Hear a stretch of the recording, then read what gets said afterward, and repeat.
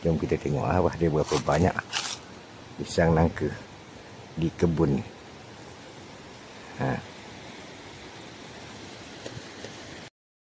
Okey, yang kedua. Kalau ikutkan pisang ni dah ada tuan yang booking. Tapi tak tahulah lagi sempat tak dia booking. Takut pokok ni tumbang tengah jalan. Kita pun tak pasti dengan keadaan cuaca yang panas ni kan. Tapi setiap kali datang kita kena siram lah pokok ni. Itu je.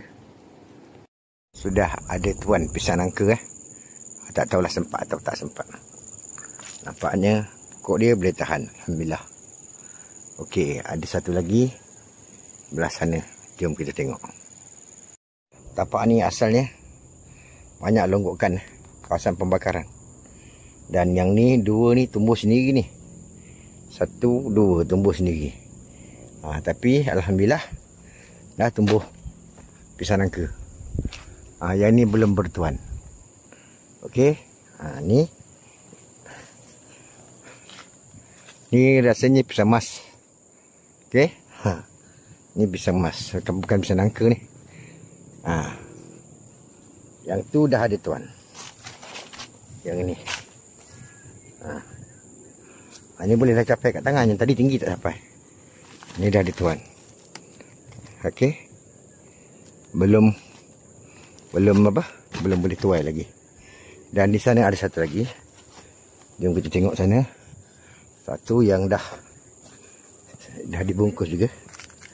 Okey, kebanyakan pisang nangka sudah di booking setakat ni insya-Allah lah. Mudah-mudahan semuanya berjalan lancar. Okey, pokok ni ni tak tahulah bila dia boleh dituai. Nampaknya dah semakin hampir tempoh dia. Ni dah semakin hampir dah ni. Belum lagi lah. Tapi tengok dalam tu boleh tahan. Ni mungkin dalam sebulan lagi lah. Okey. Dalam sebulan lagi dah ada. Ini pun dah ada pemilik.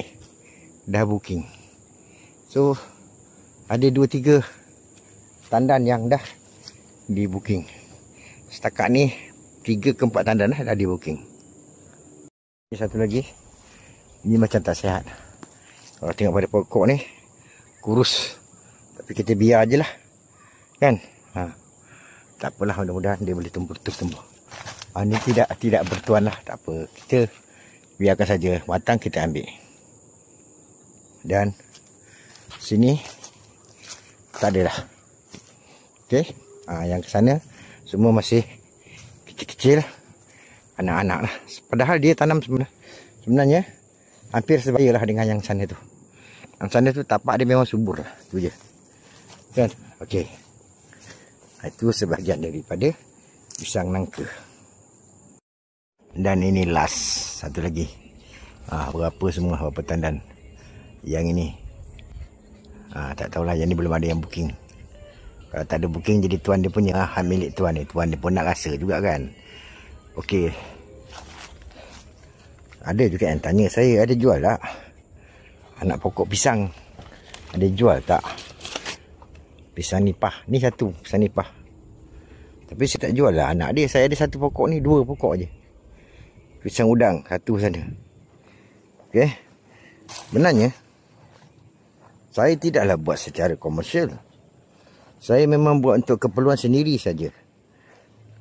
Okey, macam sini. Kawasan ni memang keras gila. Keras tanah dia. Tak tahulah macam mana. Lama dah saya tanam ni, baru nak naik lah. Sebab tu saya tanam pisang, supaya tanah ni jadi lembut. Tapi masih tak boleh juga kan. Tapi tak apalah, bertahan. Tak ada apa sebenarnya. Pisang nangka ke, pisang apa ke, untuk kegunaan sendiri saja. Tapi mana yang ada ekstra, saya tanya, memang saya jual lah. Tapi saya tak boleh jadi supplier. Kalau tanya ada supply tak ni, tak boleh jadi supply. Sebab kita tak buat secara komersial. Kita buat secara suka-suka. Tu je. Sekadar pengisian lah. Mana tempat kosong saya tanam macam tu. Okey. Tengok celah-celah ni. Tanam je pisang. Sini. Ni satu-satu ni pisang udang. The only one. Ni pisang nipah satu. Tu yang paling tinggi tu. Paling tinggi tu pisang nipah tu. Dan begitu juga pisang-pisang yang lain. So dekat sini yang ada yang saya tanam pisang nipah, pisang udang, pisang nangka, pisang emas, pisang rastali belum ada hasil, pisang serendah baru dapat hasil, pisang apa lagi,